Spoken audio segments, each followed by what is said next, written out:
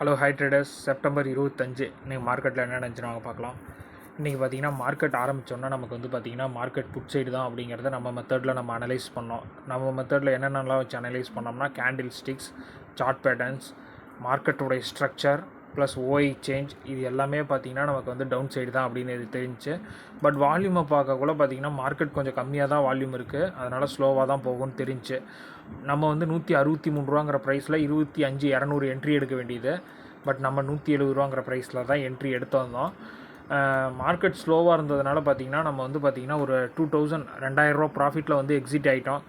இன்னொரு அக்கௌண்ட்டில் பார்த்திங்கன்னா ஸ்கேல்பிங் மாரி பண்ணி அதில் ஒரு 8,500 8,500 எடுத்திருந்தோம். இது வந்து நம்ம பர்சனல் அக்கௌண்ட்.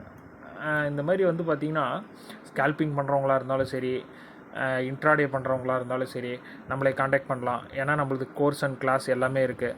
இன்ட்ரெஸ்ட் இருக்கவங்க கால் பண்ணுங்கள்.